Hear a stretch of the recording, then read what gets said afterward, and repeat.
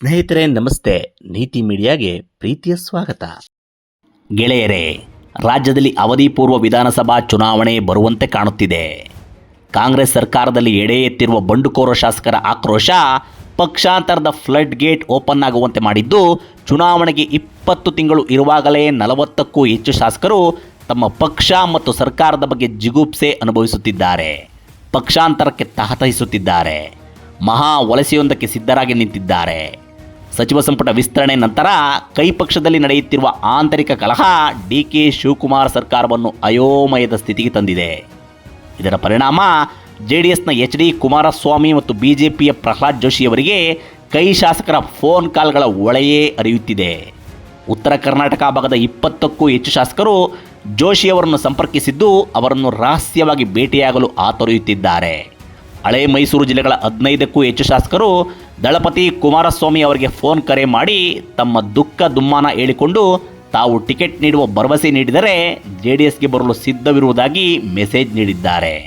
ದಳಪತಿ ಆಪ್ತ ಮೂಲಗಳ ಪ್ರಕಾರ ತಮಗೆ ಬರುತ್ತಿರುವ ಶಾಸಕರ ಕರೆಗಳಿಗೆ ಕುಮಾರಸ್ವಾಮಿಯವರೇ ಶಾಕ್ ಆಗಿದ್ದಾರೆ ಎನ್ನಲಾಗಿದ್ದು, ದಶಕಗಳ ಕಾಲ ಕಾಂಗ್ರೆಸ್ ಪಕ್ಷದಲ್ಲಿದ್ದ ಅನೇಕ ಹಿರಿಯ ನಾಯಕರೇ ತಮ್ಮನ್ನು ಸಂಪರ್ಕಿಸಿದ್ದು HDK ತಬ್ಬಿಬ್ಬಾಗಲು ಕಾರಣವಂತೆ.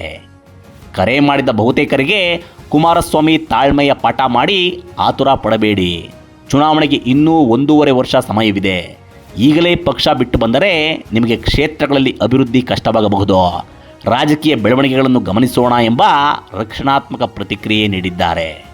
ಸಚಿವ ಸ್ಥಾನ ಸಿಗದ ಸಿಟ್ಟಿನಲ್ಲಿ ಉದ್ರಿಕ್ತರಾಗಿ ಇವರೆಲ್ಲ ಕರೆ ಮಾಡಿರಬಹುದು. ತಾಳ್ಮೆಯಿಂದ ಚಿಂತಿಸಲಿ ಎಂಬುದು HDK ಅವರ ಈ ಪ್ರತಿಕ್ರಿಯೆಗೆ ಒಂದು ಕಾರಣವಾದರೆ, ಮತ್ತೊಂದು ಕರೆ ಮಾಡಿದ್ದ ಬಹುತೇಕರ ಕ್ಷೇತ್ರಗಳಲ್ಲಿ ಕಳೆದ ಚುನಾವಣೆಯ ಜೆಡಿಎಸ್ ಪರಾಜಿತರನ್ನು ನಿಭಾಯಿಸುವುದು ಕಷ್ಟವಾಗಲಿದೆ ಎಂಬ ಅಂಶ.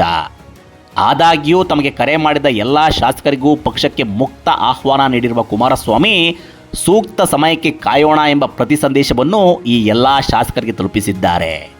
ಪ್ರಹ್ಲಾದ್ ಜೋಶಿಯವರು ಕೂಡ ತಮಗೆ ಕರೆ ಮಾಡಿದ ಕೈ ಶಾಸಕರಿಗೆ ತಮ್ಮದೇ ದಾಟಿಯಲ್ಲಿ ಇಂಥದ್ದೇ ಮೆಸೇಜ್ ನೀಡಿದ್ದಾರೆ ಎನ್ನಲಾಗುತ್ತಿದೆ. HDK ಮತ್ತು ಪ್ರಹ್ಲಾದ್ ಜೋಶಿಯವರನ್ನು ಸಂಪರ್ಕಿಸಿರುವ ಕೈ ಶಾಸಕರು ಯಾರು? ಪಕ್ಷಾಂತರಕ್ಕೆ ಮುಂದಾಗಿರುವ ಘಟಾನುಘಟಿಗಳು ಯಾರ್ಯಾರು? ಕಾಂಗ್ರೆಸ್ ಒಡಕಿನ ಲಾಭ ಬಳಸಿಕೊಂಡು ಸರ್ಕಾರ ಕೆಡವಲು NDA ಮಿತ್ರ ಪಕ್ಷಗಳು ಆಸಕ್ತಿ ತೋರುತ್ತಿಲ್ಲ ಏಕೆ? ರಾಜ್ಯದಲ್ಲಿ ಅವಧಿ ಪೂರ್ವ ವಿಧಾನಸಭಾ ಚುನಾವಣೆ ಬರುವಂತೆ ಕಾಣುತ್ತಿರುವುದು ಏಕೆ? ಈ ಎಲ್ಲ ರೋಚಕ ಪ್ರಶ್ನೆಗಳಿಗೆ ಉತ್ತರಿಸುತ್ತಾ ಹೋಗುತ್ತೇನೆ. ಸ್ಕಿಪ್ ಮಾಡದೆ ಕೊನೆಯವರೆಗೂ ವಿಡಿಯೋ ನೋಡಿ. ಅದಕ್ಕೂ ಮುನ್ನ ತಮ್ಮಲ್ಲೊಂದು ಮನವಿ, ನೀವು ನೀತಿ ಮೀಡಿಯಾ ಚಾನಲ್ ಸಬ್ಸ್ಕ್ರೈಬ್ ಮಾಡಿಲ್ಲದಿದ್ದರೆ ಈಗಲೇ ಮಾಡಿ, ನಮ್ಮನ್ನು ಬೆಂಬಲಿಸಿ, ಪ್ರೋತ್ಸಾಹಿಸಿ.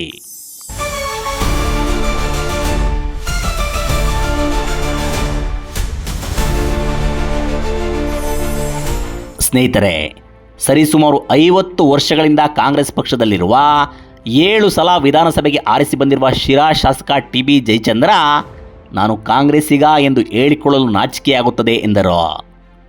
2ನೇ ತಲೆಮಾರಿನ ಕಾಂಗ್ರೆಸ್ಸಿಗರಾದ ದಿನೇಶ್ ಗುಂಡೂರಾವ್ ಮತ್ತು HK ಪಾಟೀಲ್ ಸಂಪುಟ ವಿಸ್ತರಣೆಗೆ ಬಳಸಿದ ಮಾನದಂಡಗಳೇ ಅರ್ಥವಾಗುತ್ತಿಲ್ಲ, ಇತಿಹಾಸದಲ್ಲೇ ಇಂತಹ ಸಂಪುಟ ಯಾವತ್ತೂ ಬಂದಿರಲಿಲ್ಲ ಎಂದು ವ್ಯಂಗ್ಯವಾಡಿಕೊಂಡರು. ಸಿದ್ದರಾಮಯ್ಯ ಅವರ ಜೊತೆ ಹೆಚ್ಚು ವಿಶ್ವಾಸದಿಂದ ಇದ್ದಿದ್ದಕ್ಕೆ DKಶಿ ನಮ್ಮನ್ನು ಟಾರ್ಗೆಟ್ ಮಾಡಿದರು ಅಂತ ಚಿಂತಾಮಣಿಯ MC ಸುಧಾಕರ್ ನೇರವಾಗಿ ಆರೋಪ ಮಾಡಿದರು. ಕುಮಾರಸ್ವಾಮಿ ನನ್ನನ್ನು ಕರೆದು ಮಂತ್ರಿ ಮಾಡಿದ್ದರು ಎಂದು ನೆನಪಿಸಿಕೊಳ್ಳುವ ಮೂಲಕ ಗುಬ್ಬಿ ಶಾಸಕ ಶ್ರೀನಿವಾಸ್ DKಶಿಗೆ ಯಾವ ಸಂದೇಶ ತಲುಪಿಸಬೇಕೋ ತಲುಪಿಸಿದರು. ಯಾವ ಪುರುಷಾರ್ಥಕ್ಕೆ ಈ ಪಕ್ಷದಲ್ಲಿರಬೇಕು? ಇಂತಹ ಪಕ್ಷದಲ್ಲಿದ್ದು ನಾವೇನು ಮಾಡುವುದು ಎನ್ನುತ್ತಾ ಇಂಡಿಯಾ ಯಶವಂತರಾಯಗೌಡ ಜಿಗುಪ್ಸೆಯ ಮಾತನಾಡಿದರು. ಇವರೆಲ್ಲ ಈಗ ಹೇಳಿಕೆ ಬದಲಿಸಿರಬಹುದು, ಮಾತು ಮರೆತಿರಬಹುದು, ಆದರೆ ಅವರ ಮನಸ್ಸಿನಲ್ಲಿರುವ ಭಾವನೆ ಬದಲಾಗಿಲ್ಲ. ಅದಕ್ಕೆ ಕಾರಣ ಸರ್ಕಾರವಿದೆ, ಇನ್ನೂ ಕೆಲ ಕಾಲ ಕಾದು ನೋಡೋಣ ಎಂಬ ಧೋರಣೆ. ಈ ಪೈಕಿ ಶಿರಾದ ಜಯಚಂದ್ರ ತಮ್ಮ ಮಕ್ಕಳ ರಾಜಕೀಯ ಭವಿಷ್ಯದ ಬಗ್ಗೆ ಗಂಭೀರವಾಗಿ ಚಿಂತಿಸುತ್ತಿದ್ದು, ತುಮಕೂರು ಜಿಲ್ಲೆಯ ಶಾಸಕರೊಬ್ಬರ ಮೂಲಕ ಕುಮಾರಸ್ವಾಮಿ ಸಂಪರ್ಕಕ್ಕೆ ಹೋಗಿದ್ದಾರೆ. ತಮ್ಮ ಕಿರಿಯ ಪುತ್ರ ಸಂಜಯ್ಗೆ ಮೈತ್ರಿಕೂಟದ ಟಿಕೆಟ್ ಭರವಸೆ ಸಿಕ್ಕರೆ ಕಾಂಗ್ರೆಸ್ ತೊರೆಯುವುದಾಗಿ ಹೇಳಿದ್ದಾರೆ ಎನ್ನಲಾಗುತ್ತಿದೆ. ಕಾಂಗ್ರೆಸ್ನ ಹಿರಿಯ ಶಾಸಕರೇ ತಮ್ಮನ್ನು ಸಂಪರ್ಕಿಸಿದ್ದು HDK ತಬ್ಬಿಬ್ಬಾಗುವಂತೆ ಮಾಡಿರುವುದಲ್ಲದೆ, ಕಾಂಗ್ರೆಸ್ ಪಕ್ಷದಲ್ಲಿ ಪರಿಸ್ಥಿತಿ ಸರಿಪಡಿಸಲಾಗದ ಹಂತ ಮುಟ್ಟುತ್ತಿದೆ ಎಂಬುದನ್ನು ಖಾತ್ರಿಪಡಿಸಿದೆ. ಶಿರಾದಲ್ಲಿ ಜೆಡಿಎಸ್ ಪರಾಜಿತ ಅಭ್ಯರ್ಥಿಗಳ ನಡುವೆಯೇ ಈಗಾಗಲೇ ಪೈಪೋಟಿ ಆರಂಭವಾಗಿದ್ದು, ಈ ವಿಚಾರದಲ್ಲಿ ನಿರ್ಧಾರ ಕೈಗೊಳ್ಳಲು ಕಾಲ ಪಕ್ವವಾಗಿಲ್ಲ, ಮುಂದೆ ನೋಡೋಣ ಎಂಬ ಪ್ರತಿ ಸಂದೇಶವನ್ನು ಜಯಚಂದ್ರ ಅವರಿಗೆ HDK ರವಾನಿಸಿದ್ದಾರೆ. ಇದಾದ ನಂತರ ಜಯಚಂದ್ರ ಡಿಕೆಶಿ ಬಳಿ ಸ್ಪೀಕರ್ ಹುದ್ದೆಗೆ ಒಪ್ಪಿಗೆ ನೀಡಿದ್ದಾರೆ ಎಂಬ ಮಾಹಿತಿ ಇದೆ. ಇನ್ನು ಗುಬ್ಬಿ ಶಾಸಕ ಶ್ರೀನಿವಾಸ್ ಈಗಾಗಲೇ ಜೆಡಿಎಸ್ ನಾಯಕ ಎಚ್ ಡಿ ರೇವಣ್ಣ ಅವರ ಜೊತೆ ನಿರಂತರ ಸಂಪರ್ಕದಲ್ಲಿದ್ದು ರೇವಣ್ಣ ಪಕ್ಷಕ್ಕೆ ಮರಳಿ ಬರುವಂತೆ ಶ್ರೀನಿವಾಸ್ ಮೇಲೆ ತೀವ್ರ ಒತ್ತಡ ಹಾಕುತ್ತಿದ್ದಾರೆ. ಶ್ರವಣಬೆಳಗೊಳ ಶಾಸಕ ಬಾಲಕೃಷ್ಣ ಮೂಲಕವೂ ಮನವೊಲಿಸುವ ಕೆಲಸ ಮಾಡುತ್ತಿದ್ದಾರೆ. ಹೀಗಾಗಿಯೇ ಶ್ರೀನಿವಾಸ್ ಅವರ ಬಾಯಲ್ಲಿ ಮತ್ತೆ ಕುಮಾರಸ್ವಾಮಿ ಅವರ ಬಗ್ಗೆ ಒಳ್ಳೆಯ ಮಾತುಗಳು ಹೊರಬಿದ್ದಿವೆ. ಅವರು ಕೂಡ ಚುನಾವಣೆ ಹತ್ತಿರವಾದಾಗ ಮತ್ತೆ ತೆನೆ ಪಕ್ಷಕ್ಕೆ ಜಂಪ್ ಮಾಡುವುದು ಖಚಿತ. ಇದೇ ಹಿನ್ನೆಲೆ ಮೊದಲ ಬಾರಿಗೆ ಅವರು ರಾಮನಗರ ಜಿಲ್ಲೆಗೆ ಹೇಮಾವತಿ ನೀರು ಕೊಂಡೊಯ್ಯುವ ಲಿಂಕ್ ಕೆನಾಲ್ಗೆ ವಿರೋಧ ವ್ಯಕ್ತಪಡಿಸಿ ಡಿಕೆಶಿಗೆ ಸೆಡ್ಡು ಹೊಡೆದಿದ್ದಾರೆ ಎನ್ನಲಾಗುತ್ತಿದೆ. ವಿಜಯಪುರ ಜಿಲ್ಲೆಯ ಇಂಡಿಯ ಯಶವಂತರಾಯಗೌಡ ಅವರು ನೇರವಾಗಿ ಕುಮಾರಸ್ವಾಮಿ ಅವರಿಗೆ ಕರೆ ಮಾಡಿ ಮುಂಬರುವ ಚುನಾವಣೆಯಲ್ಲಿ ಟಿಕೆಟ್ ನೀಡುವುದಾದರೆ ಜೆಡಿಎಸ್ಗೆ ಬರಲು ಸಿದ್ಧವಿರುವುದಾಗಿ ಹೇಳಿದ್ದಾರೆ. ಅಲ್ಲಿ ಕಳೆದ ಚುನಾವಣೆಯಲ್ಲಿ ಯಶವಂತರಾಯಗೌಡರಿಗೆ ಜೆಡಿಎಸ್ನ ಬಿ.ಡಿ. ಪಾಟೀಲ್ ಅಂಜಗಿ ತೀವ್ರ ಪ್ರತಿಸ್ಪರ್ಧೆ ನೀಡಿ ಸೋತಿದ್ದರು. ಹೀಗಾಗಿ ಈ ವಿಚಾರದಲ್ಲಿ ಸದ್ಯಕ್ಕೆ ಟಿಕೆಟ್ ಭರವಸೆ ನೀಡುವ ಪರಿಸ್ಥಿತಿ ಇಲ್ಲದಿರುವುದರಿಂದ ಎಚ್.ಡಿ.ಕೆ ಯಶವಂತರಾಯಗೌಡರಿಗೆ ತಾಳ್ಮೆಯ ಪಾಠ ಮಾಡಿ ಕಾಯುವಂತೆ ಹೇಳಿದ್ದಾರೆ.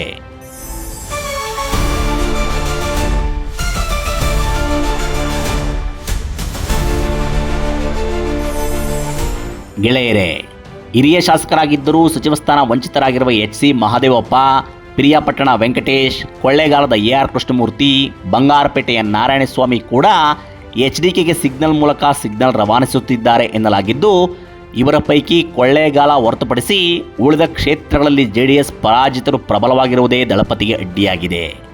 ಹೀಗಾಗಿಯೇ ಕುಮಾರಸ್ವಾಮಿ ಹೇಳಿಕೆ ನೀಡಿ ನಮ್ಮ ಶಕ್ತಿ ಬೆಳೆಸಲು ಬರುವವರಿಗೆ ಮುಕ್ತ ಆಹ್ವಾನ ನೀಡುತ್ತೇನೆ ಎನ್ನುವ ಮೂಲಕ ಆಯ್ಕೆ ಮಾಡಿ ಸೂಟ್ ಆಗುವ ಕ್ಷೇತ್ರಗಳಲ್ಲಿ ಮಾತ್ರ ಪಕ್ಷಾಂತರಿಗಳನ್ನು ಸ್ವಾಗತಿಸುವ ಮಾತನಾಡಿದ್ದಾರೆ.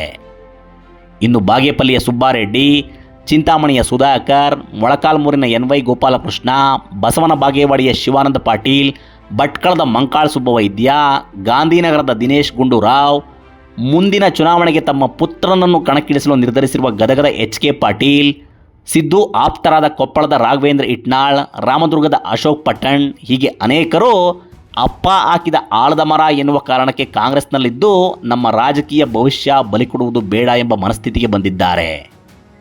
ವೇಗವಾದ ಬದಲಾವಣೆಯ ರಾಜಕೀಯ ಸನ್ನಿವೇಶದಲ್ಲಿ ಕಾಲಕ್ಕೆ ತಕ್ಕಂತೆ ಕುಣಿಯದಿದ್ದರೆ ಉಳಿಗಾಲವಿಲ್ಲ ಎನ್ನುವ ಮನಸ್ಥಿತಿಯಲ್ಲಿ ಕಾಲದೊಂದಿಗೆ ಹೆಜ್ಜೆ ಹಾಕಲು ನಿರ್ಧರಿಸಿದ್ದಾರೆ ಎನ್ನಲಾಗಿದ್ದು, ಇವರ ಪೈಕಿ ಕೆಲವರು ಪ್ರಹ್ಲಾದ್ ಜೋಶಿ ಅವರನ್ನು ಸಂಪರ್ಕಿಸಿದ್ದಾರೆ. ಬಹುತೇಕ ಇವರ ಕ್ಷೇತ್ರಗಳಲ್ಲಿ ಬಿಜೆಪಿಯ ಪ್ರಬಲ ಅಭ್ಯರ್ಥಿಗಳು ಇಲ್ಲದಿರುವುದರಿಂದ ಜೋಶಿಯವರು ಕೂಡ ಈ ಶಾಸಕರಿಗೆ ಸಕಾರಾತ್ಮಕ ಪ್ರತಿಕ್ರಿಯೆ ತೋರಿದ್ದಾರೆ ಎಂಬ ಮಾಹಿತಿ ಇದೆ.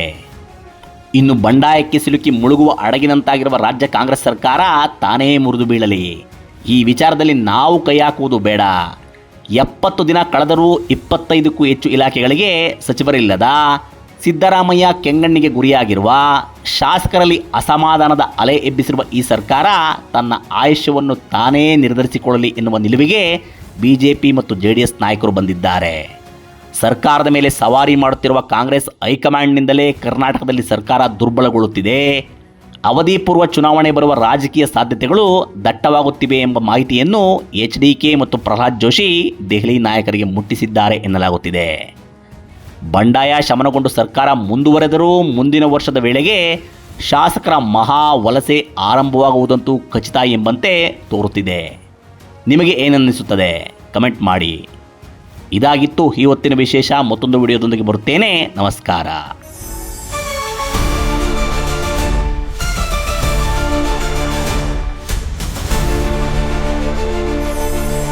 ನಿರಂತರ ವಿಡಿಯೋಗಳಿಗಾಗಿ ನೀತಿ ಮೀಡಿಯಾ ಯೂಟ್ಯೂಬ್ ಚಾನೆಲ್ ಸಬ್ಸ್ಕ್ರೈಬ್ ಮಾಡಿ. ಹೊಸ ವಿಡಿಯೋಗಳ ಅಪ್ಡೇಟ್ಗಾಗಿ ಬೆಲ್ ಐಕಾನ್ ಕ್ಲಿಕ್ ಮಾಡಿ. ನಿಮಗೆ ಇಷ್ಟವಾಗಿರೋ ಈ ವಿಡಿಯೋ ಶೇರ್ ಮಾಡಿ, ಕಮೆಂಟ್ ಮಾಡೋದು ಮರಿಬೇಡಿ.